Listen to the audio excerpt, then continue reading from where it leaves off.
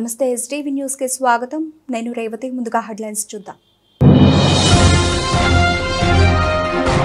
ముఖ్యమంత్రి చంద్రబాబు అధ్యక్షతన 231వ ఎస్ఎల్బీసీ సమావేశం 2025-26కు 6,60,000 కోట్ల రూపాయల క్రెడిట్ ప్లాన్ ఆవిష్కరణ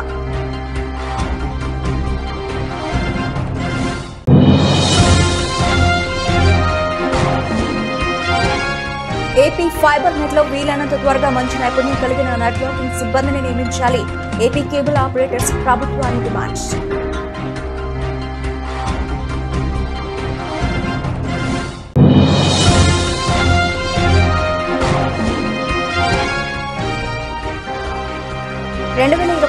జూన్ కి వెలిగొండ ప్రాజెక్టు పూర్తి చేసేలా చంద్రబాబు లక్ష్యాన్ని చేరుకోవాలి ఇరిగేషన్ ఉన్నతాధికారులతో మంత్రి నిమ్మల సమీక్ష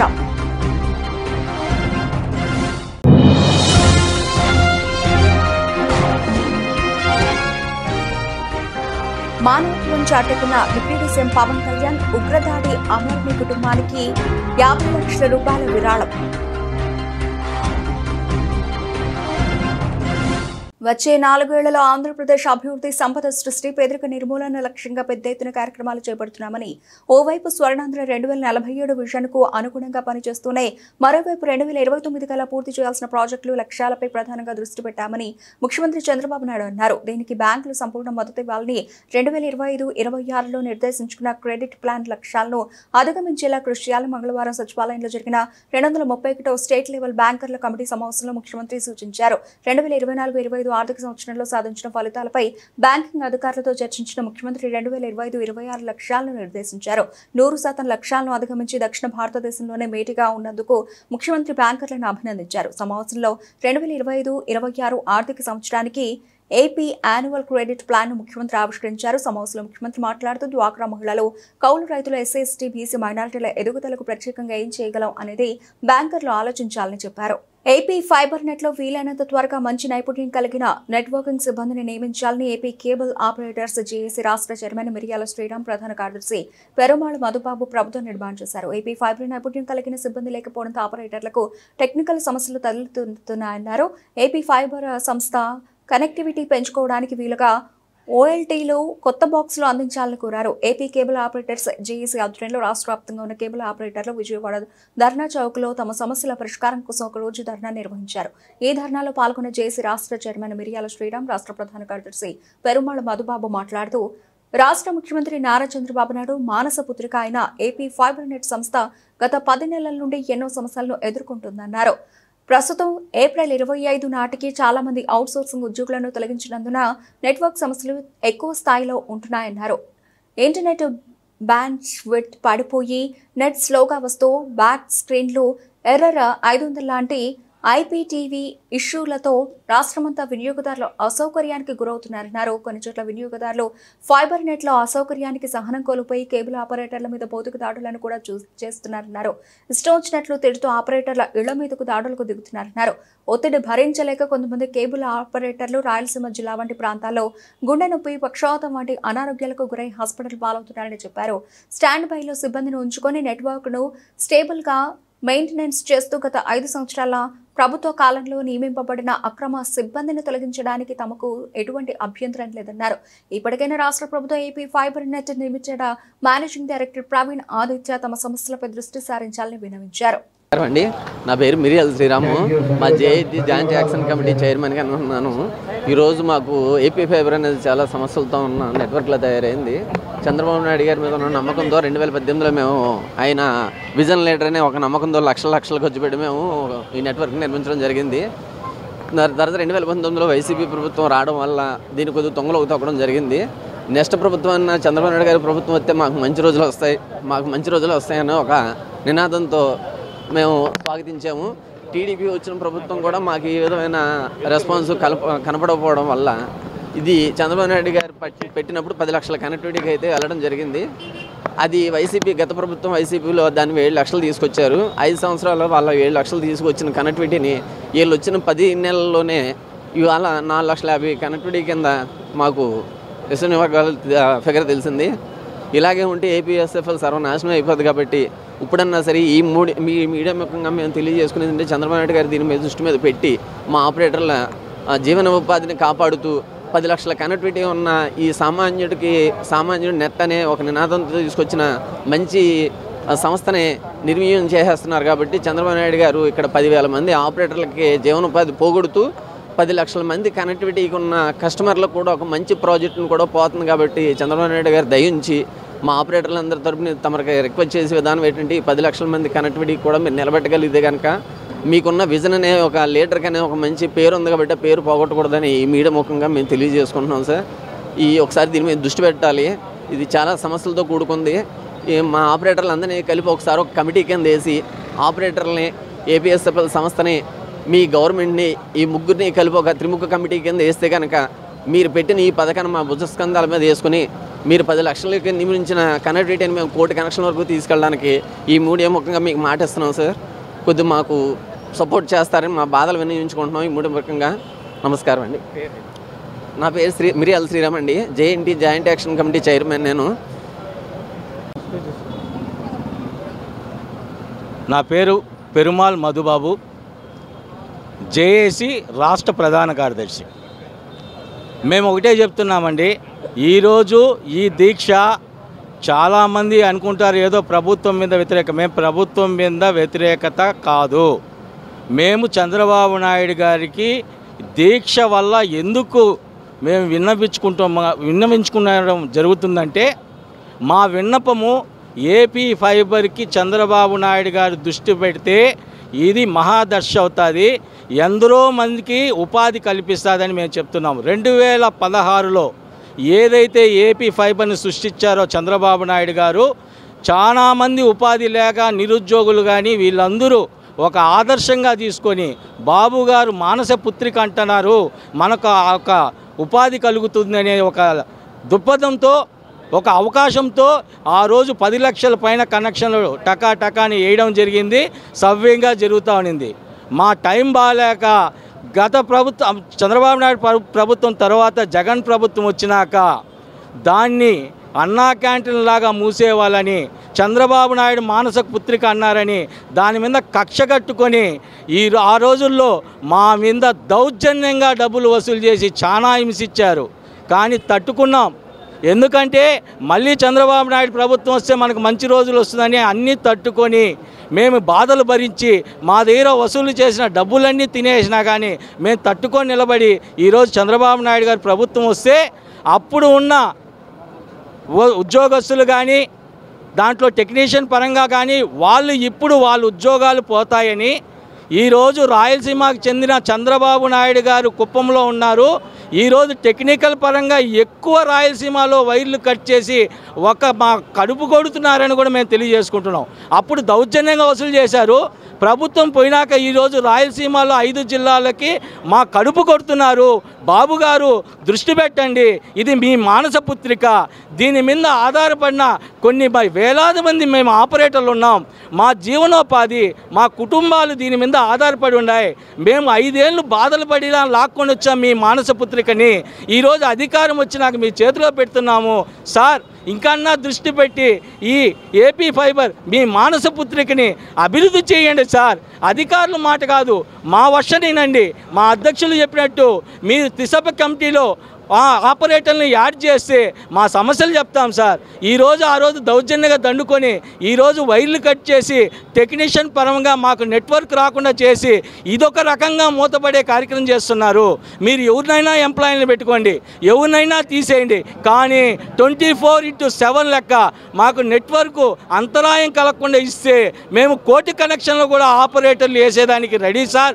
దయచేసి చంద్రబాబు గారు మీకు చేతులెత్తి దండం పెడుతున్నాం, మీరు దయ ఉంచండి, ఆపరేటర్ల కుటుంబాలను ఆదుకోండి, ఏపీ ఫైబర్ని కాపాడండి సార్ అని కూడా ఈ దీక్ష వల్ల తెలియజేసుకుంటున్నాం. కానీ మిగతా కొన్ని మంది ఈరోజు ప్రభుత్వం మీద వ్యతిరేకతను ఏపీ ఫైబర్ని మూసేశారనో వీళ్ళు ప్రచారానికి వాడుకుంటున్నారు. వాళ్ళకందరికీ మేము చెప్పేది ఒకటే, అయ్యా మీకు దండం పెడతా, వేలాది మంది కుటుంబాలు ఆధారపడి ఉన్నారు ఏపీ ఫైబర్ మీద. తప్పుడు ప్రచారాలు చేయొద్దండి, ఏపీ ఫైబర్ని కాపాడండి, ఆపరేటర్ కుటుంబాన్ని కాపాడాలని మేము మీడియా తరపున బాబు గారికి చేరేంతవరకు కూడా దీన్ని ప్రచారం చేయాలని మరీ కోరుకుంటున్నాం. జై జేఏసీ. ఇచ్చిన మాట నిలబెట్టుకునే ప్రభుత్వం టీడీపీ ప్రభుత్వం అని ప్రభుత్వ వైపు శాసనసభ్యులు బోండా ఉమామహేశ్వరరావు అన్నారు. ఎన్నికల సమయంలో ఇచ్చిన హామీలన్నింటినీ నెరవేరుస్తున్నామని ఆయన చెప్పారు. అజిత్ సింగ్ నగర్, పాయకాపురం, వాంబే కాలనీ, న్యూ రాజరాజేశ్వరిపేట, రాజీవ్నగర్ తదితర ప్రాంతాలు దీర్ఘకాల సమస్యగా ఉన్న ఇళ్ల పట్టాల సమస్యకు శాశ్వత పరిష్కారం చూపామని, శాశ్వత భూ హక్కు పట్టాలను అందజేస్తున్నట్లు బోండా ఉమా చెప్పారు. 59వ డివిజన్లో ఇళ్ల రిజిస్ట్రేషన్ పట్టాల కోసం దరఖాస్తు చేసుకున్న వారికి శాశ్వత భూ హక్కు కల్పిస్తూ రిజిస్ట్రేషన్ పట్టాలను ఎమ్మెల్యే బోండా ఉమామహేశ్వరరావు పంపిణీ చేశారు. అజిత్ సింగ్ నగర్లోని తెలుగుదేశం పార్టీ కార్యాలయంలో జరిగిన ఈ కార్యక్రమంలో పట్టాలు పంపిణీ చేస్తూ లబ్ధిదారులకు శాలువాలు కప్పి మరి బోండా ఉమా సత్కరించారు. ఈ సందర్భంగా బోండా ఉమామహేశ్వరరావు మాట్లాడుతూ, గడిచిన ఎన్నికలకు ముందు టీడీపీ ప్రభుత్వం అధికారంలోకి వచ్చిన వెంటనే ఇళ్ల రిజిస్ట్రేషన్ పట్టాలు అందజేస్తామని చెప్పామని, మాట నిలబెట్టుకుంటూ వేలాది మందికి శాశ్వత భూ హక్కు కల్పిస్తూ పట్టాలు పంపిణీ చేస్తున్నామన్నారు. అదేవిధంగా నియోజకవర్గంలో ప్రజా సమస్య పరిష్కరించే దిశగా చర్యలు చేపట్టామని తెలిపారు. టీడీపీ కూటమి ప్రభుత్వం అధికారంలోకి వచ్చిన వెంటనే పింఛను 4,000 రూపాయలు చేశామని, త్వరలోనే కొత్త పింఛన్లు కూడా ఇవ్వనున్నట్లు చెప్పారు. అన్నా క్యాంటీన్లు ప్రారంభించామని, మహిళా అభ్యున్నతి దిశగా పథకాలను అమలు చేసేందుకు ప్రభుత్వం రంగం సిద్ధం చేసిందన్నారు. రానున్న కాలంలో సెంట్రల్ నియోజకవర్గ సమగ్ర అభివృద్ధి జరుగుతుందన్నారు. ప్రజల కోసం పనిచేసే ఎమ్మెల్యే ఉంటే ప్రజలకు ఏ విధంగా మేలు జరుగుతుందో చేసి చూపెడతామని బోండా ఉమా చెప్పారు. ఇళ్ల రిజిస్ట్రేషన్ పట్టాలు అందుకున్న లబ్ధిదారులు మాట్లాడుతూ, ఇళ్ల పట్టాల కోసం ఏళ్ల తరబడి ఎదురుచూపులు చూస్తున్నామని, తమ సమస్యలు పరిష్కరించినందుకు ఎమ్మెల్యే బోండా ఉమకు ధన్యవాదాలు తెలిపారు. ఏదైతే ప్రజలకి వాగ్దానాలు ఇచ్చామో, ఇచ్చిన ప్రతి హామీని, ప్రతి వాగ్దానాన్ని నెరవేరుస్తూ ఈ 9 నెలల్లో సెంట్రల్ నియోజకవర్గంలో అటు అభివృద్ధి, సమస్యల పరిష్కారం, అలాగే ముఖ్యమంత్రి సహాయ నిధి అనేక రకాలుగా ప్రజలకి అందుబాటులో ఉంటూ సేవ చేస్తూ ఉన్నాం. ఇవాళ ముఖ్యంగా ఎప్పటి నుంచో అపరిష్కృతంగా ఉన్నటువంటి సమస్యలు, ఇళ్ల రిజిస్ట్రేషన్లు ఆర్ఆర్పేటలో కానీ, వాంబే కాలనీలో కానీ, సింగనగరు, రాజీవ్ నగరు, సుందరీ నగరు, శాంతి నగరు ఎన్నిటిలో కూడా పరిష్కారం దిశగా రిజిస్ట్రేషన్ చేయించాం. ఆ రిజిస్ట్రేషన్ని చేయించి వాళ్ళందరికీ కూడా పట్టాలు ఇవ్వటం వల్ల, వాళ్ళందరూ కూడా రిజిస్ట్రేషన్ కాగితాలు ఇవ్వటం వల్ల శాశ్వత పరిష్కారం, లైఫ్లో వన్ టైం సొల్యూషన్గా తీసుకొచ్చాం. అందరికీ మేలు చేసాం. అట్లాగే జీవో నెంబర్ 30తో రేపు ప్రభుత్వ స్థలాల్లో ఆక్రమించుకుని ఉన్నటువంటి వాళ్ళకు కూడా జీవో నెంబర్ 30 తీసుకొచ్చాం. ఆ 30 ఎన్యూమరేషన్ జరుగుతుంది. ఏదైతే నందమూరి నగరు, అలాగే మన గిరిపురం, సుబ్బరాజు నగరు ఎన్ని ఏరియాల్లో కూడా అవి కూడా త్వరలో రిజిస్ట్రేషన్ చేసి వాళ్ళకు కూడా పట్టాలు ఇస్తాం. ఈ ప్రభుత్వం ప్రజల కోసం నిరంతరం పనిచేస్తూ ఉంది. ఈ ఎమ్మెల్యే కార్యాలయం నిరంతరం ప్రజల కోసం పనిచేస్తూ ఉంది. మా డివిజన్ నాయకులు తీసుకొచ్చినటువంటి సమస్యలన్నింటినీ కూడా పరిష్కరిస్తూ ఉన్నాం.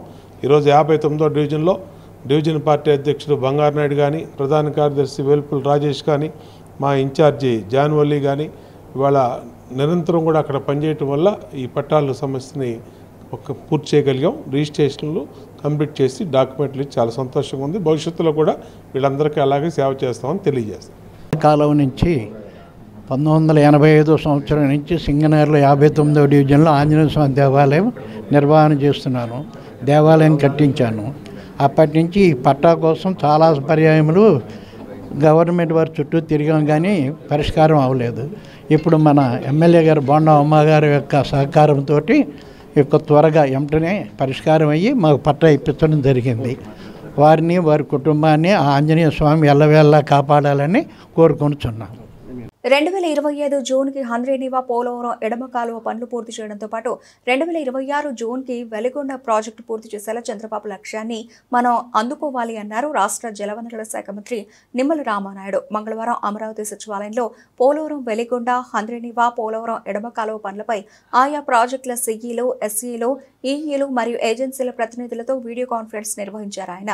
ఈ సమీక్షలో మంత్రితో పాటు ఈఎన్సీ ఎం వెంకటేశ్వరరావు పాల్గొన్నారు. ఇటీవలే హంద్రేనివా పోలవరం ఎడమ కాలువ పనులను ప్రత్యక్షంగా పరిశీలించినప్పుడు పనులు నిర్దేశించిన లక్ష్యానికి అనుగుణంగా జరగడం లేదని అన్నారు. సీజన్ మొదలయ్యే నాటికి హంద్రేనివా ప్రధాన కాలువ మొదటి దశ పనులు పూర్తవ్వాలని అధికారులు, ఏజెన్సీలకు దిశానిర్దేశం చేశారు. త్వరలోనే హంద్రేనివా ప్రాజెక్టు పనులను ముఖ్యమంత్రి చంద్రబాబు క్షేత్రస్థాయిలో పర్యటించి పనులపై సమీక్ష చేస్తారని, అందుకు తగ్గట్టుగా పనుల వేగం పెంచాలని అధికారులను ఆదేశించారు. పోలవరం ఎడమ కాలువ పనులైతే నత్తనడకన సాగుతున్నాయని, అనుకున్న సమయానికి పనులు పూర్తి చేసేలా మిషనరీ, డంపర్లు, ఎక్స్కవేటర్లు, బ్యాచింగ్ ప్లాంట్లు, రోలర్లు ఏర్పాటు చేసుకోవాలని ఏజెన్సీలను ఆదేశించారు. ఇచ్చిన గడువులోగా పనులు పూర్తి కాకపోతే ఏజెన్సీలు సంబంధిత అధికారులపై చర్యలు ఉంటాయని హెచ్చరించారు. ఇంకా వెలుగొండ ప్రాజెక్టులో టన్నెల్ 2లో బెంచింగ్ లైనింగ్ పనులు ఏప్రిల్ నెలలో నిర్దేశించిన లక్ష్యానికి చేరుకోకపోవడంపై అధికారులు ఏజెన్సీ ప్రతినిధులపై ఆగ్రహం వ్యక్తం చేశారు. మంత్రి Nimmala Ramanaidu Veligonda project feeder canal lining returning వాల్కు వెనువెంటనే 10 రోజులలో టెండర్లు పిలిచి పనులను ఏజెన్సీలు వెంటనే మొదలుపెట్టేలా చర్యలు తీసుకోవాలని అధికారులకు సూచించారు. వచ్చే సమీక్ష నాటికి ఆయా ప్రాజెక్టుల పనుల్లో పురోగతి కనిపించాలని అధికారులను ఆదేశించారు.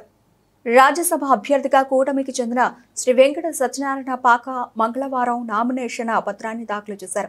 మంగళవారం రాష్ట్ర శాసనసభ ప్రాంగణంలో రిటర్నింగ్ అధికారి శ్రీమతి వనితారాణికి ఆయన తమ నామినేషన్ పత్రాన్ని అందజేశారు. నామినేషన్ పత్రాల దాఖలు కార్యక్రమంలో కేంద్ర పరిశ్రమల శాఖ సహాయ మంత్రి భూపతి రాజు శ్రీనివాస్ వర్మ, రాష్ట్ర వైద్య ఆరోగ్య శాఖ మంత్రి సత్యకుమార్ యాదవ్, ఎమ్మెల్సీ సోము వీర్రాజు, శాసనసభ్యులు ధర్మరాజు తదితరులు పాల్గొన్నారు.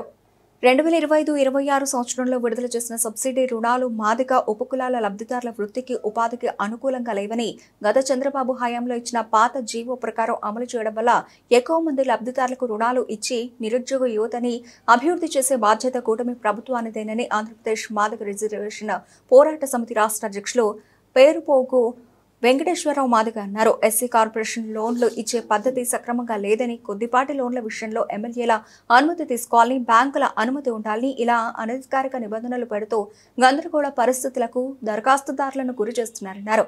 ఇటువంటి విధానాలను విడనాడాలన్నారు. ఆంధ్రప్రదేశ్ మాదిగ రిజర్వేషన్ పోరాట సమితి ఆధ్వర్యంలో గాంధీనగర్ ప్రెస్ క్లబ్లో విలేకరుల సమావేశాన్ని నిర్వహించారు. సమావేశంలో ఏపీఎంఆర్పీఎస్ రాష్ట్ర అధ్యక్షుడు పేరుపోగు వెంకటేశ్వరరావు మాదిగ మాట్లాడుతూ ఎస్పీ పథకాల సబ్సిడీ రుణాల విషయంలో చెప్పుల తయారీ, బట్టల తయారీ, చేతి వృత్తిదారులకు ఉపయోగపడే విధంగా గత చంద్రబాబు ప్రభుత్వ హయాంలో పథకాలు ఉండేవని, ఎంతో కొంత ఉపాధి ద్వారా లబ్ధిదారులకు ఉపాధి లభించేదని ఆయన అన్నారు.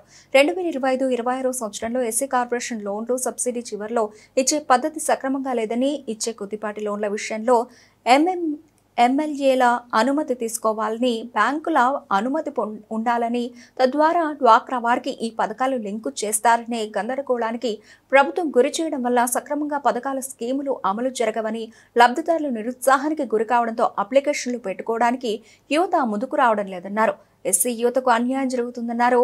గత వైఎస్ జగన్ ప్రభుత్వంలో ఎస్సీలలో 3 కార్పొరేషన్లు ఏర్పాటు చేసి 5 ఏళ్లలో ఒక్క రూపాయి కూడా నిధులు విడుదల చేయకుండా మాదిగ ఉపకులాల నిరుద్యోగ యువత అభివృద్ధిని వైఎస్ జగన్ అడ్డుపడ్డారని, చంద్రబాబు వస్తే ఎస్సీ సంక్షేమ పథకాలు వస్తాయని ఆశించిన మాదిగ ఉపకులాల నిరుద్యోగ యువతకు ఇచ్చే పథకాల స్కీములు లబ్ధిదారులకు అనుకూలంగా లేకపోవడంతో ఈ పథకాలు ఉపయోగంలోకి రావని ఆందోళనతో ఉన్నారని ఆవేదన వ్యక్తం చేశారు. ఇప్పటికైనా కూటమి ప్రభుత్వం స్పందించి నిరుద్యోగ యువతకు ఉపయోగపడే విధంగా ఎక్కువ స్కీములు తెచ్చి వారి వృత్తికి ఉపాధికి ఉపయోగపడేలా చర్యలు తీసుకోవాలని అన్నారు. ఉపయోగించుకొని ఉపాధి మార్గంలోకి వెళ్ళడానికి ఆస్కారం లేకుండా ఆందోళన చెందుతున్నటువంటి పరిస్థితి ఉంది.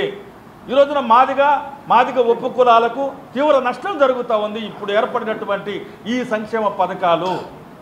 మరి గతంలో చంద్రబాబు నాయుడు గారు ఎస్సీ సంక్షేమ పథకాలలో ఎస్సీ వర్గీకరణకు సంబంధించి 25 జీవో నెంబర్ తీసుకొచ్చి ఎవరి వాటా వాళ్ళకి ఇవ్వాలని విభజిత రాష్ట్రంలో 2014లో ప్రభుత్వం అధికారంలోకి వచ్చినప్పుడు ఇదే చంద్రబాబు నాయుడు గారు అమలు చేయటం వల్ల మాలలకి, మాదిగలకి, రెల్లిలకి, ఉపకులాలకి, అనేక కులాలకి ఎవరి వాటా వాళ్ళకి వెళ్ళింది. ఎక్కువ మందికి లోన్లు అందాయి. చంద్రబాబు నాయుడు గారు ఇన్నోవా కార్లు ఇస్తే దళితులు మొత్తం కారులో తిరుగుతున్నారు, ఉపాధి చేసుకుంటున్నారు, ట్యాక్సీ డ్రైవర్లుగా కాకుండా ట్యాక్సీ ఓనర్లుగా కూడా మారారని చంద్రబాబు నాయుడు గారిని చెప్పుకున్నారు ఎన్ఎస్ఎఫ్డిసి పథకాల ద్వారా. మరి ఈ రోజున చంద్రబాబు నాయుడు గారు ఇవాళ వర్గీకరణ సంక్షేమ పథకాలు లేకుండా ఉమ్మడిగా విడుదల చేయటం వల్ల మాదిగల వాటా, మాలల వాటా, రెల్లిల వాటా, ఉపకులాల వాటా ఒక గందరగోళంలోకి వెళ్ళిపోయింది. ఇవాళ మాదిగ ఉపకులాలకి సంక్షేమ పథకాలు అందుతాయన్న నమ్మకం లేకుండా పోయింది. మరి వాళ్ళ మాదిగ కార్పొరేషను, రెల్లి కార్పొరేషను, మాల కార్పొరేషను పెట్టి ఎవరి వాటా ఎంతో స్పష్టం చేయకపోవటం వల్ల మాదిగలు ఉపకులాలు ఖచ్చితంగా సంక్షేమ పథకాలు అందుకోలేకపోతున్న పరిస్థితి ఏర్పడింది. కాబట్టి మరి మాదిగ కార్పొరేషన్ ఎందుకు పెట్టినట్లు, మాదిగ కార్పొరేషన్కి చైర్మన్గా నియమించి ఒక ఉత్సవ విగ్రహంలాగా పెట్టి మరి ఇవాళ వాళ్ళ సమక్షంలో ఇదిగో మాదిగల వాటా ఇంత ఇస్తున్నాము, రెల్లీలకి ఇంత ఇస్తున్నాము, అదేవిధంగా మరి మాలలకు కూడా ఇంత ఇస్తున్నాము అని స్పష్టం చేయలేదు చంద్రబాబు నాయుడు గారు. ఉమ్మడిగా రిలీజ్ చేయటం వల్ల మరి మాదిగ కార్పొరేషన్ ఎందుకు పెట్టినట్లు మరి ఎస్సీ మాదిగ కార్పొరేషన్ చైర్మన్ని ఎందుకు పెట్టినట్లు మరి చంద్రబాబు నాయుడు గారే ముఖ్యమంత్రి గారు సమాధానం చెప్పాలని సందర్భంగా మేము అడుగుతా ఉన్నాం. కాబట్టి ఈ గందరగోళంలోకి వెళ్ళటం వల్ల అతి తక్కువ లోన్లని మంజూరు చేయటం వల్ల ఇవి సక్రమంగా వీళ్ళకి రావని ఆందోళన చెందుతున్నప్పుడు మరి ఈ పథకాలు నిజంగా జగన్మోహన్ రెడ్డి హయాంలో జగన్మోహన్ రెడ్డి గారు ఏం చేశాడు? ముఖ్యమంత్రిగా ఉండి ఆయన హయాంలో ఆయన మాదిగ కార్పొరేషను, మాల కార్పొరేషను, రెల్లి కార్పొరేషను ఇచ్చాడు. కానీ వాళ్ళకి చైర్మన్లు కూడా నియమించాడు. 5 ఏళ్లలో ₹1 కూడా విడుదల చేయలేదు ఆయన. ఆ విధంగా జగన్మోహన్ రెడ్డి వల్ల మాదిగులకే కాదు, మాలలకే కాదు, రెల్లిలకే కాదు, ఉపకులాలకే కాదు తీరని నష్టం జరిగిందని ఖచ్చితంగా మరి జగన్మోహన్ రెడ్డిని సంక్షేమ పథకాలు అమలు చేయడంలో వెనకబడిన కులాల విషయంలో నిర్లక్ష్యం చేశాడని, ఈయన ఓడించడం తప్ప మరో మార్గం లేదని ఆ రోజుల్లో మాల మాదిగలందరూ కూడా కలిసి, ఉప కులాలందరూ కూడా కలిసి ఆయన్ని ఓడించారు. ఎందుకు? చంద్రబాబు గారు వస్తే ఖచ్చితంగా సంక్షేమ పథకాలు అమలు జరుగుతాయి, చంద్రబాబు గారు వస్తే దళితుల్లో అభివృద్ధి జరుగుతుంది. కాబట్టి గతంలో ఆయన ఇన్నోవా కార్లు ఇచ్చే స్థాయికి తీసుకెళ్లిన చంద్రబాబు నాయుడు గారు మళ్ళీ ముఖ్యమంత్రి అయితే మరి మాదిగా, రెల్లి, ఉప కులాలకి ఇంకా అనేక అనగారిన ఎస్సీ ఎస్టీలకి కులాలకి మేలు జరుగుతుందని ఆయన అధికారంలోకి తీసుకొస్తే మరి ఈ రోజున జగన్మోహన్ రెడ్డి గారు 5 ఏళ్ల పాటు ₹1 విడుదల చేయకుండా మరి ఎస్సీ ఎస్టీలకు ఎంతైతే నష్టం చేశాడో ఈ రోజున చంద్రబాబు నాయుడు గారు ఏర్పాటు చేసిన సంక్షేమ పథకాలు ఈ రోజున ఎస్సీలకి అనుకూలంగా లేకపోతే ఆ యొక్క ఉపాధి పథకాలని ఎట్లా చేసుకోవాలో కూడా తెలియని పరిస్థితి, ఎట్లా అమలు జరుగుతుందో కూడా తెలియనటువంటి పరిస్థితి, ఎంతమందికి ఇస్తున్నారో కూడా స్పష్టత లేనటువంటి పరిస్థితి. మరి ఈ పరిస్థితుల్లో ఈ పథకాలని కేవలం సబ్సిడీల పేరుతో వెనక్కి నెట్టడం, చివరిలో ఇస్తామని చెప్పటం. జిల్లాలో ప్రజలు ఎదుర్కొంటున్న సమస్యలపై తక్షణం స్పందించి బాధితులకు అండగా నిలవాలని జిల్లా అధ్యక్షులకు మాజీ సీఎం జగన్ పిలుపునిచ్చారు. ప్రజా వ్యతిరేక అంశాలపై గట్టిగా పోరాడాలని, పార్టీ కార్యక్రమాలను చురుగ్గా నిర్వహించాలని స్పష్టం చేశారు. వైసీపీ అధినేత జగన్ పార్టీ పునర్నిర్మాణంపై దృష్టి సారించారు. ఇందులో భాగంగా ఈ రోజు పార్టీ జిల్లా అధ్యక్షులతో మాజీ సీఎం జగన్ కీలక సమావేశం నిర్వహించారు. పార్టీని క్షేత్రస్థాయిలో మరింత బలోపేతం చేసేందుకు అనుసరించాల్సిన వ్యూహాలు, ప్రతిపక్షంగా సమర్థవంతంగా పనిచేయాల్సిన తీరుపై ఆయన నేతలకు దిశానిర్దేశం చేశారు. ఈ సందర్భంగా జగన్ మాట్లాడుతూ ప్రతిపక్షంలో ఉన్నప్పుడే నాయకుల్లో ఉండే నిజమైన నాయకత్వం ప్రతిభ బయటపడుతుందన్నారు. భారీ లక్ష్యం ఉన్నప్పుడే బ్యాట్స్మన్ ప్రతిభ ఏంటో తెలుస్తుంది. అప్పుడే అతడు ప్రజలకు ఇష్టమైన ఆటగాడు అవుతాడు. రాజకీయాల్లో కూడా ఇది అంతే. ప్రతిపక్షంలో మనం చేసే పనుల ద్వారానే మనల్ని మనం నిరూపించుకుంటాం. ప్రజల్లో, పార్టీలో గౌరవం, ఇమేజ్ పెరుగుతాయి. మన పనితీరుతోనే మన్ననలు పొందగలుగుతాం. అందరూ ధోనీలా తయారవ్వాలి అని చెప్పారు. 3 ఏళ్లలో రాజధాని పనులు పూర్తి చేస్తామని పురపాలక శాఖ మంత్రి నారాయణ ఉద్ఘాటించారు. అంతర్జాతీయ రాజధాని కట్టాలని సీఎం చంద్రబాబు దిశానిర్దేశం చేశారని తెలిపారు. సింగపూర్ సహకారంతో మాస్టర్ ప్లాన్ రూపొందించామని అన్నారు. ప్రధానమంత్రి నరేంద్ర మోదీ ఏపీ రాజధాని అమరావతిలో మే 2వ తేదీన పర్యటించనున్నారు. ప్రధాని పర్యటనలో ఎలాంటి లోటుపాట్లు లేకుండా భద్రతా చర్యలు చేపట్టాలని అధికారులను పురపాలక శాఖ మంత్రి నారాయణ ఆదేశించారు. మంగళవారం ప్రధాని మోదీ పర్యటన ఏర్పాట్లను మంత్రి నారాయణ అధికారులతో కలిసి పరిశీలించారు. సచివాలయం వెనుక ఏర్పాటు చేసిన బహిరంగ సభావేదికను మంత్రి నారాయణ పరిశీలించారు. ప్రధాని పర్యటనకు సంబంధించి 90% పనులు పూర్తయ్యాయని వెల్లడించారు. రేపటికల్లా అన్ని ఏర్పాట్లు పూర్తి చేస్తామని అన్నారు. ఈ సందర్భంగా మంత్రి నారాయణ మాట్లాడుతూ రాజధాని కోసం కేవలం 50 రోజుల్లో ఒక్క సమస్య కూడా లేకుండా రైతులు భూములు ఇచ్చారని గుర్తు చేశారు. ప్రధాని మోదీ మే 2వ తేదీ మధ్యాహ్నం 3:25 అమరావతికి చేరుకుంటారని తెలిపారు. ప్రధాని చేతుల మీదుగా అమరావతి పునర్నిర్మాణ పనులు ప్రారంభమవుతాయని మంత్రి నారాయణ వెల్లడించారు. మే 2వ తేదీ భారత ప్రధాని గారు వస్తున్నారు. ఈవినింగ్ 3:25 వస్తారు. దానికి సంబంధించి ఏర్పాట్లన్నింటినీ నోడల్ ఆఫీసర్గా వీరపాండ్యన్ గారు డిఫరెంట్ డిపార్ట్మెంట్స్ అంతా కోఆర్డినేట్ చేసుకుంటూ 90% వర్క్ పూర్తి చేశారు. 90% వర్క్, మిగతా 10% కూడా ఒకసారి వాళ్ళు ఈవినింగ్కి పూర్తి అయిపోతుంది. ఏదైనా 1 or 2 మిగిలితే రేపటికి పూర్తవుతుంది.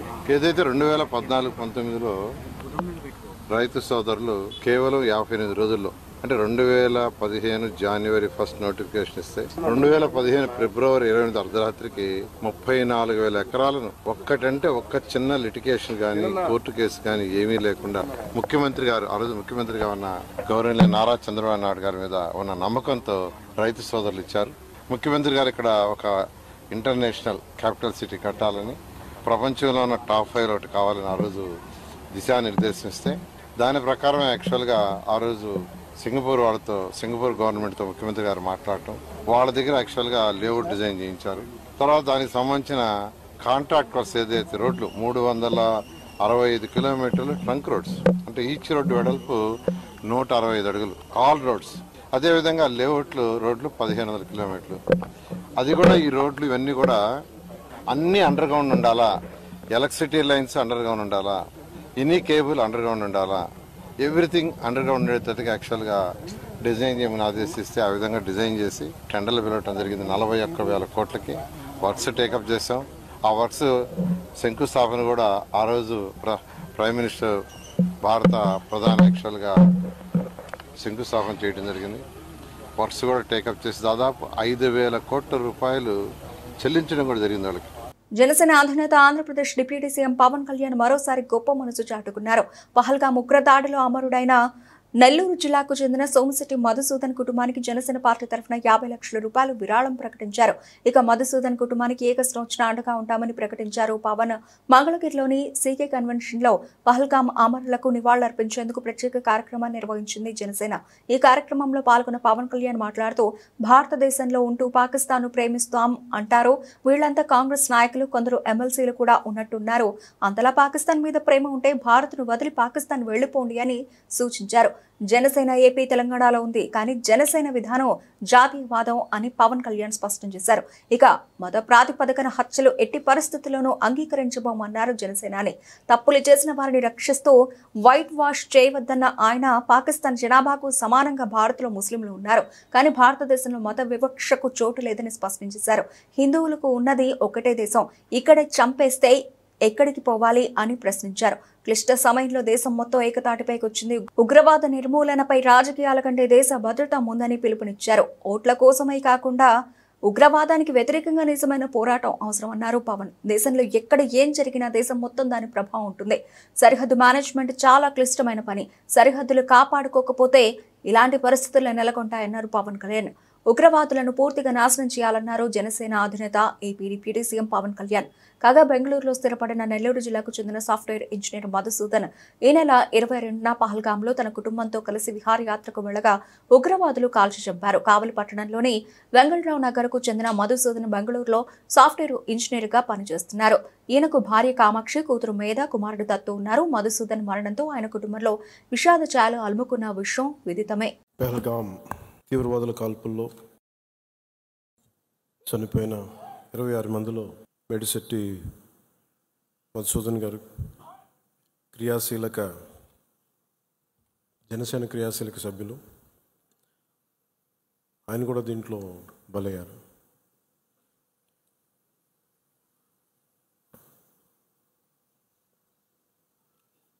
కశ్మీర్లో సరిహద్దుల్లో తూటాలు పేలితే, ఉగ్రవాదుల తూటాలు పేలితే దాని ప్రకంపనలు భారతదేశం అంతా ఎలా పాకిందో మనందరం చూస్తున్నాం. అది మన పార్టీ, మన జన సైనికుని కూడా చంపేస్తున్నది ఆ ఉగ్రవాదం. ముఖ్యంగా కశ్మీర్ అండ్ మెయిన్ మనం ఆయన కుటుంబాన్ని పరామర్శకెళ్ళినప్పుడు వారి సతీమణి మాట్లాడింది, వాడి పిల్లలు ఎంత ఘాతుకంగా చంపారంటే, ఎంత క్రూరంగా చంపారంటే, ఐడి కార్డ్స్ తీసుకొని నువ్వు హిందువా కాదా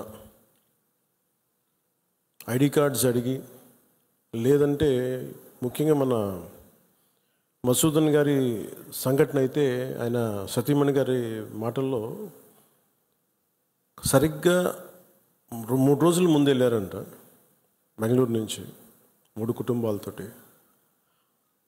వెళ్తే నేను అన్ని రోజులు మామూలుగా మోడర్న్ డ్రెస్సులు వేసుకున్నాను, కానీ ఎందుకు ఆ రోజు మధుసూదన్ అంటే ఆయన అడిగారంట, డ్రెస్ వేసుకుంటే మోడర్న్ డ్రెస్ వేసుకుని బొట్టు పెట్టుకోకూడదా అని. అంటే ఆ సంఘటనకి ముందు సరిగ్గా ఒక అరగంట ముందు బొట్టు పెట్టుకున్నారంట. ఆవిడ చెప్తుంది ఏంటంటే, బొట్టు పెట్టుకున్న తర్వాత నేను కాదని కూడా అబద్ధం కూడా చెప్పలేం కదా తప్పించుకోవడాకన్నా, అలా దొరికిపోయాం మేము. ముందు అరుపులు వినిపించినాయి, తుపాకీ శబ్దాలు వినిపించినాయి, కింద పడుకున్నాం, నా చేయి కూడా పట్టుకున్నాడు, పిల్లలు కొంచెం దూరంగా ఉన్నారు. ఇదంతా కుటుంబం దాదాపు. అలాగే ఆ గ్రౌండ్లో దాదాపు ఆ ఏరియాలో 400 నుంచి 500 మంది ఉండిపోయారు టూరిస్టులు. మసూదన్ గారు ఆయన సతీమణి చేయనే పట్టుకొని, ఏమవుతుంది మనకేమవుతు, నువ్వు చూడకంటే ఆ బూట్ల చప్పుళ్ళు చాలా తాయితీగా వచ్చి, అంటే ఎందుకు మాట్లాడుతున్నానంటే ఎంత కోల్డ్ బ్లడెడ్తో చంపారంటే మనం ఊహించుకోలేము. అంటే షికారుకు వచ్చినట్టుగా వచ్చి వేటాడి వెళ్ళిపోయారు మనుషుల్ని.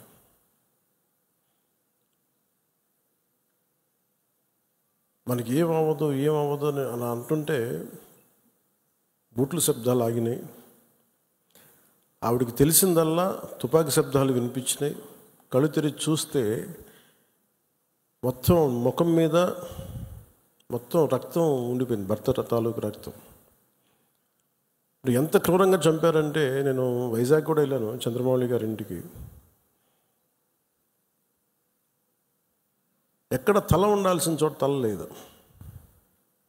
35 బుల్లెట్లు 40 బుల్లెట్లు దింపారు తలలో, ర్యాపిడ్ ఫైర్ తోటి, ఆటోమేటిక్ గన్స్ తోటి. అంత దారుణంగా క్రూరంగా చంపేశారు. యుద్ధం ఎప్పుడు ఇంకొక ఆయుధం పట్టుకున్నవాడితో చేస్తాం, కానీ నిరాయుధులైన ఎంత నమ్మకం లేకపోతే కాశ్మీర్కి వెళ్తారు. 22-23లో దాదాపు 2 కోట్ల మంది వెళ్ళొచ్చారు. అది ప్రెసిడెంట్ పాలన ఉన్నంతకాలం ఇచ్చారు. మొన్న పాలన మారగానే అప్పటికి చాలాసార్లు ఎన్నికలు ఇంకా సంసిద్ధంగా లేదు కశ్మీర్ అని చెప్పినా కానీ కొన్ని పరిస్థితుల వల్ల కుదరలేదు, రాజ్యాంగ పరిస్థితుల్లో. ఇంకా ఉండదు అని చెప్పేసి మళ్ళీ ఎప్పుడైతే రాష్ట్ర చేతికి వెళ్ళిపోయిన పగ్గాలు, మళ్ళీ ఈ తీవ్రవాదులు విజృంభించి చాలా కోల్డ్ బ్లడెడ్గా చంపేశారు అందరూ. మీరు ఊహించుకోండి, మనందరం ఒక సాయంత్రం అంటే మనకి కాశ్మీర్కి మనకి ఏంటి సంబంధం అనుకుంటాం. గ్లోబల్ విలేజ్ని మాట్లాడుతున్నాం, ప్రపంచాన్ని. అమెరికాలో చిన్నపాటి ఇన్సిడెంట్ జరిగితే దాని ప్రకంపనలు ఆంధ్రాలో కూడా ఉంటాయి. It's become a global village. అలాంటిది దేశం సరిహద్దులు ఏమి జరిగినా, దేశం లోపల ఏమి జరిగినా దాని ప్రకంపనలు మనకు కూడా తగిలి తీరుతాయి. మేబీ ఒక సగటు మనిషిగా బతికే మనకి అంత అవసరం లేకపోవచ్చేమో, కానీ మామూలు మనిషికి అవసరం లేకపోవచ్చేమో, కానీ బీయింగ్ ఎ పొలిటికల్ పార్టీ,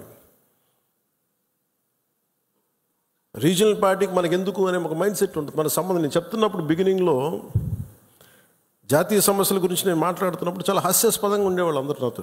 నీకు ఎందుకు ఇవన్నీ స్టేట్స్ విషయాలు చూసుకుంటే, state is a part of the country కదా, state is a part of the nation.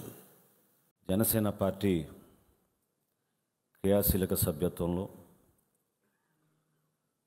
Serial number 114 02-558 మన సోమిశెట్టి మధుసూదనరావు గారు సాఫ్ట్వేర్ ఇంజనీర్గా తన భార్య ఇద్దరు కూడా కష్టపడి 2 బిడ్డలను చదివించుకుంటూ, వారి తండ్రి గారు అరటిపండ్ల వ్యాపారం చేసుకుంటూ ఉంటారు. అటువంటి కుటుంబం నేపథ్యంలో చాలా విలువలతో కూడిన జీవితం గడపాలని, దేశం పైన నమ్మకంతో కుటుంబాన్ని నిలబెట్టాలి, తల్లిదండ్రులు వృద్ధాప్యంలో మేము ఆదుకోవాలనే నిర్ణయం తీసుకుని భార్యాభర్తలు 2 బిడ్డల్ని తీసుకుని తిరిగి వచ్చి అమెరికా నుంచి ఇక్కడే స్థిరపడ్డారు. ఆ రోజు మన పార్టీ అధ్యక్షులు పవన్ కళ్యాణ్ గారు కుటుంబాన్ని పరామర్శించినప్పుడు ఆ భార్య యొక్క ఆవేదన, జరిగిన సంఘటన వివరిస్తుంటే నిజంగా అక్కడ కూర్చున్నప్పుడు చాలా ఇబ్బందిగా ఉండేది. ఎంతో బాధతోటి జరిగిన ప్రతి సంఘటన చెప్పుకుంటూ వచ్చి, ఈ దాడి మా ఒక్కరిపైనే కాదు, ఇది భారతదేశం పైన. ఎందుకంటే అనేక రాష్ట్రాల నుంచి అందరూ వచ్చారు. కర్ణాటక నుంచి వచ్చారు, గుజరాత్ నుంచి వచ్చారు, మహారాష్ట్ర నుంచి వచ్చారు, రాజస్థాన్ పైన నుంచి వచ్చారు. నేను కోరుకునేది మా ఒక్క కుటుంబానికి జరిగిందనే కాదు, దేశంలో ఏ తల్లికి కూడా, ఏ భార్యకు కూడా ఈ విధంగా జరగకూడదు అనే భావన ఆమె మనస్ఫూర్తిగా వ్యక్తపరిచినప్పుడు నిజంగా కదిలిచ్చింది. భారతదేశంలో మనందరికీ కూడా పౌరులుగా ఒక బాధ్యత ఉంటుంది. అన్నిటికన్నా ముందుది మన దేశాన్ని మనం గౌరవించాలి, జాతీయతని మనం కాపాడాలి. ఇటువంటి సందర్భాల్లో అందరం కలిసికట్టుగా నిలబడాలి. నాయకత్వాన్ని బలపరిచే విధంగా నాయకత్వం ఏ నిర్ణయం తీసుకున్నా మీ వెంట ఉంటాం అనే ఒక అద్భుతమైన సంకేతం పంపించాల్సిన అవసరం ప్రతి ఒక్కరిలోనూ ఉంది. ఎన్డీఏలో మన భాగస్వాములుగా జనసేన పార్టీ ఎప్పుడు కూడా మన పార్టీ అధ్యక్షులు మనల్ని అందరినీ కూడా ముందు నడిపే అంశం, ముందు మన దేశం గురించి ఆలోచిద్దాం. దేశం తర్వాత మన రాష్ట్రం, రాష్ట్రం తర్వాతే మనం. ఈ విధంగా మనలో ఒక నిబద్ధత, ఒక పట్టుదల, ఒక విలువలతో కూడిన రాజకీయం నింపింది మన పార్టీ అధ్యక్షులు పవన్ కళ్యాణ్ గారు. పదవులతో సంబంధం లేదు ఈ ప్రయాణం. కనీసం మనం ఏంటి, మన దేశానికి ఏం చేయగలుగుతాం, ఏ విధంగా మన దేశానికి నిలబడగలుగుతాం అనే అంశాలపైన మనందరం కూడా అనేక కార్యక్రమాలు చేసుకుంటూనే వచ్చాం. దానికి అనుగుణంగా ఈ సంఘటన జరిగిన కొద్ది గంటల్లోనే రాత్రంతా నిద్ర పట్టని పరిస్థితిలో ఉదయమే 6కి ఫోన్ చేసి మనం రాష్ట్ర వ్యాప్తంగా 3 రోజులు కార్యక్రమాలు చేద్దాం, జనసేన పార్టీ నుంచి ప్రతి ఒక్కరిలో ఒక చైతన్యం తీసుకొచ్చే విధంగా పార్టీ కార్యక్రమాలు ఉండాలని ఆయన ఆదేశించారు. మొట్టమొదటి రోజు మనం మీ అందరూ కూడా పాల్గొన్నారు. వివిధ నియోజకవర్గాల్లో 175 నియోజకవర్గాల్లో కూడా మాకు వచ్చిన సమాచారం మన జనసేన పార్టీ శ్రేణులు అందరూ కూడా పాల్గొన్నారు. కొవ్వొత్తులు ర్యాలీ చేశాం. మరుసటి రోజు దీక్షలు నిర్వహించాం. ఆ శిబిరాల్లో మౌనంగా మనం కూర్చుని మన నిరసన తెలిపాం. ఎట్టి పరిస్థితుల్లో ఉగ్రవాదం నశించాలి, ఇటువంటి కార్యక్రమాలు మరొకసారి రాకూడదు అనేది మనందరం కూడా బలంగా చక్కటి సంకేతం పంపించాం. 3వ రోజు ఒక యూనిటీ డెమాన్స్ట్రేట్ చేయడానికి మనందరం కలిసి ఉన్నాం. ఈ కార్యక్రమాల్లో మతాలతో సంబంధం లేదు, కులాలతో సంబంధం లేదు, ప్రాంతాలతో సంబంధం లేదనే అంశం పైన మానవహారం చేసి రాష్ట్ర వ్యాప్తంగా ఒక చక్కటి కార్యక్రమం చేశాం. ఆంధ్రప్రదేశ్ నుంచి 2 పౌరులు మనం కోల్పోయాం. దేశం 26 కోల్పోయింది. కానీ దీనికి సరైన ధీటైన సమాధానం కేంద్ర ప్రభుత్వం చాలా స్పష్టంగా చెప్తుందని గౌరవ ప్రధానమంత్రి గారు అనేక సందర్భాల్లో చెప్తూ వచ్చారు. మనం చేయాల్సింది మనందరం కూడా కోల్పోయిన మన జన సైనికుడి కుటుంబానికి మనం అండగా నిలబడాలి. ఇంటర్మీడియట్ చదువుకుంటుంది ఆమె, చిన్న అమ్మాయి. కార్మిక వర్గాన్ని కట్టు బానిసత్వానికి గురిచేసే లక్ష్యంతో బీజేపీ సర్కార్ తెచ్చిన లేబర్ కోడ్లను రద్దు చేయాలని auto drivers and owners union గౌరవ అధ్యక్షులు బి కొండారెడ్డి వీరసం, రాష్ట్ర అధ్యక్షుడు అరసవెల్లి కృష్ణలు డిమాండ్ చేశారు. మోటార్ రంగ కార్మికుల సంక్షేమం కోసం సంక్షేమ బోర్డు ఏర్పాటు చేయాలని కేంద్ర ప్రభుత్వానికి విజ్ఞప్తి చేశారు. ఆటో కార్మికులపై ట్రాఫిక్ పోలీసుల నియంతృత్వ పోకడలను నిరసించారు. మేడే సందర్భంగా auto drivers and owners union ఆధ్వర్యంలో కరపత్రాలకు ఆవిష్కరణ కార్యక్రమం జరిగింది. ఈ కార్యక్రమానికి ప్రగతిశీల కార్మిక సమాఖ్య రాష్ట్ర ప్రధాన కార్యదర్శి బి కొండారెడ్డి, వీరసం రాష్ట్ర అధ్యక్షులు అరసవెల్లి కృష్ణా జిల్లా కేఎన్పిఎస్ అధ్యక్షులు పి శ్రీరాములు, ప్రగతిశీల కార్మిక సమాఖ్య రాష్ట్ర కమిటీ సభ్యులు ఎస్ కోటేశ్వరరావు తదితరులు హాజరయ్యారు. ఈ సందర్భంగా వారు మాట్లాడుతూ కేంద్రంలోని బీజేపీ ప్రభుత్వం కార్మికులను కట్టు బానిసలు చేసే చట్టాలను తీసుకువచ్చిందని, దేశ సంపదను పెట్టుబడిదారి వర్గాలకు కట్టబెట్టే కార్యక్రమంలో భాగంగా మోటార్ రంగాన్ని నిర్వీర్యం చేసిందన్నారు. బీజేపీ ప్రభుత్వ కార్మిక వ్యతిరేక విధానాలకు వ్యతిరేకంగా కార్మిక వర్గం ఐక్యంగా పోరాడాలన్నారు. కార్మిక వ్యతిరేక చట్టాలను రద్దు చేయాలని, మోటార్ రంగ కార్మికులకు సంక్షేమ బోర్డు ఏర్పాటు చేయాలని, 2023లో మోడీ సర్కార్ మోటారు చట్టాలకు తెచ్చిన సవరణలు రద్దు చేయాలని, రోజురోజుకి పెరుగుతున్న నిత్యావసర ధరలు తగ్గించాలని, పెరుగుతున్న డీజిల్, పెట్రోల్, సిఎన్జి గ్యాస్ ధరలు తగ్గించాలని, అన్ని ప్రాంతాల్లో ఆటో స్టాండ్ల ఏర్పాటుకు అవకాశం కల్పించాలని ప్రభుత్వాలను కోరారు. కార్యక్రమంలో కాళేశ్వరరావు, మార్కెట్ స్టాండ్ గౌరవ అధ్యక్షులు SK Srinu, president John Saida, vice president SK Kasim, secretary Ashok Kumar, joint secretary G Srinivasarao, B Srinivasarao, auto drivers పాల్గొన్నారు. వాళ్ళని ఇబ్బంది చేస్తున్నారని, అట్లనే ఇవాళ గ్యాస్, పెట్రోల్ ధరలు ఏ రోజుకి ఎలా పెరుగుతున్నాయో తెలియని స్థితి. అంటే మధ్య తరగతి ప్రధానంగా ఆటో ప్రధానమైన ఒక రవాణా వాహనం. అలాంటి ఒక రవాణా వాహనాన్ని ప్రభుత్వము ఎంతో కొంత ఆదుకోవలసిన స్థితి పోయి వారిపైనే కేసులు, ఒక డ్రెస్ లేదనో లేదా ఒక బండికి సంబంధించిన వివిధ పత్రాలు లేవనో మానసికంగా శారీరకంగా వాళ్ళని వేధించి వాళ్ళని ఒక ఒక ఒక సమాజపు చలనానికి భాగమవుతున్న వారిని నియంత్రించే పని ఇవాళ రాష్ట్ర కేంద్ర ప్రభుత్వాలు చేస్తా ఉన్నాయి. దానికి పట్టణ ట్రాఫిక్ పోలీస్ ఏదైతే ఉన్నదో వాళ్ళు నిర్దాక్షిణ్యంగా ఆటో డ్రైవర్లను ఒక అనగూడని మాటగానే ఒక బానిసీలుగా చిత్రీకరిస్తూ, వాళ్ళ క్రమశిక్షణ లేని వారిగా చిత్రీకరిస్తూ ఒక పని విధానం కొనసాగుతున్నది. ఇంకొక వైపున విదేశీ పెట్టుబడులు వేరే రూపంలో వస్తున్నాయి. అంటే ఆటో అనేది ఇవాళ ఒక వ్యక్తిగతమైన కుటుంబ పోషణకు సంబంధించిన విషయం అయినప్పటికీ కూడా చాలా బహుళ జాతి సంస్థలు ఒక మార్కెట్ను, ఒక రవాణా మార్కెట్ను సొంతం చేసుకోవడానికి ఇవాళ ఊబర్ అని రకరకాలుగా మన మన మన యొక్క నగరాల్లో ప్రవేశించినాయి. వారు తక్కువ ఖర్చుతోనే గమ్యస్థానానికి చేర్చే పని చేస్తూ ఒక రవాణా సంబంధించిన అనేక విషయాల్లో వాళ్ళ జోక్యం ఎక్కువ అవుతున్న దశలో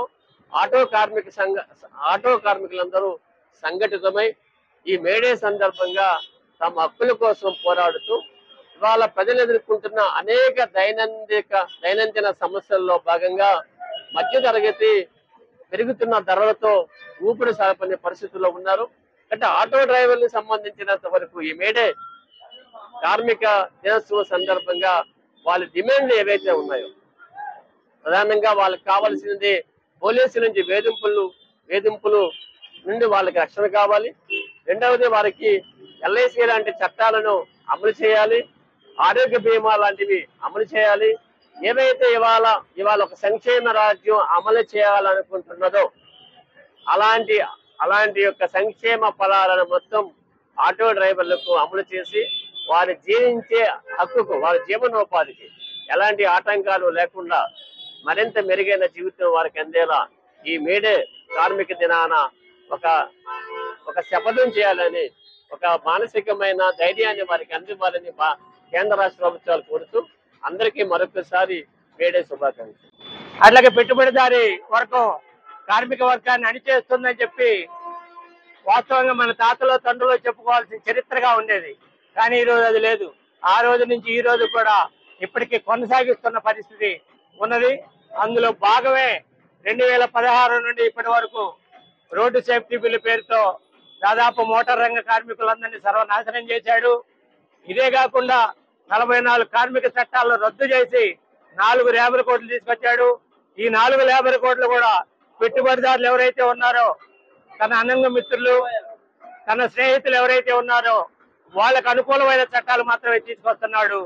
ఇదే కాకుండా 2018లో మొత్తం మోటార్ రంగ కార్మికుల మెడలకు ఉరితాడు తగిలించేటట్లుగా హిట్ అండ్ రన్ అనేది తీసుకొచ్చాడు. కనీసం ఒక లారీ డ్రైవర్ యాక్సిడెంట్ చేస్తే, లేదంటే ఒక కారు డ్రైవర్ యాక్సిడెంట్ చేస్తే ఇంతకు ముందు డ్రైవరు సరెండర్ అయ్యేవాడు, కోర్టుకు తీసుకెళ్లేవాళ్ళు, వెంటనే బెయిల్ ఇచ్చేవాడు.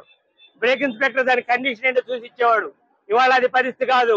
వెంటనే అరెస్ట్ చేయటం, జైలుకు పంపించడం, 7 సంవత్సరాల జైలు శిక్ష, 10 లక్షల రూపాయలు పెనాల్టీ డ్రైవర్కి. ఆలోచించండి, నెలకొక 10 నుంచి 15,000 రూపాయలు తీసుకొని పనిచేసే ఒక డ్రైవరు 10 లక్షల రూపాయలు జరిమానా కట్టాలి, 7 ఏళ్ళు జైల్లో ఉండాలి. అట్లాగే 44 కార్మిక చట్టాలు రద్దు చేసిన తర్వాత ఈ సంవత్సరం నుంచి అమల్లోకి వస్తున్నాయి. 2016 నుంచి ఇప్పటి వరకు ఏదైతే అనేక దేశవ్యాప్త పోరాటాలు చేశారో కార్మిక వర్గం, రాష్ట్ర స్థాయిలో కావచ్చు, జిల్లా స్థాయిలో కావచ్చు, దేశవ్యాప్తంగా పెద్ద పోరాటాలు చేసిన తర్వాత ఇప్పటి వరకు ఆగింది. కానీ ఈ సంవత్సరం జూలై నుంచి 44 కార్మిక చట్టాలు రద్దయి 4 లేబర్ కోడ్లు అమలు అవుతున్నాయి. దీనికి వ్యతిరేకంగా కార్మిక వర్గం చాలా పెద్ద ఎత్తున పోరాటం చేయాల్సిన అవసరం ఉందని చెప్తూ రేపు 1వ తేదీ జరిగే మేడే కార్యక్రమాలను విజయవంతం చేయాలని చెప్పి కార్మిక వర్గానికి, ప్రజలకు, ప్రజాస్వామికవాదులకు విజ్ఞప్తి చేస్తా ఉన్నాం. బులెటిన్ ముగించే ముందు హెడ్లైన్స్ మరోసారి. ముఖ్యమంత్రి చంద్రబాబు అధ్యక్షతన 231వ ఎస్ఎల్బీసీ సమావేశం 2025-26కు 6,60,000 కోట్ల రూపాయల క్రెడిట్ ప్లాన్ ఆవిష్కరణ.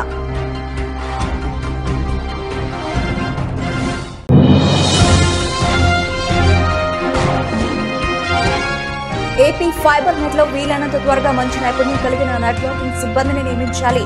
ఏపీ కేబుల్ ఆపరేటర్స్ ప్రభుత్వానికి డిమాండ్.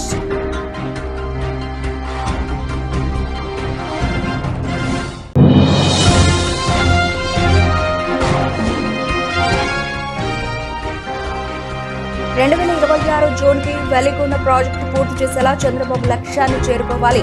ఇరిగేషన్ ఉన్నతాధికారులతో మంత్రి నిమ్మల సమీక్ష.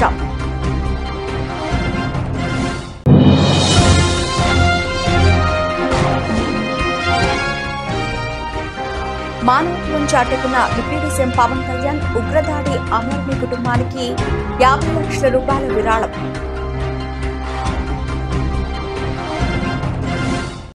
ఇవి ఇప్పటివరకు నవలసిన అప్డేట్స్. మరిన్ని అప్డేట్స్తో మళ్ళీ కలుద్దాం. అంతవరకు సెలవు. నమస్తే.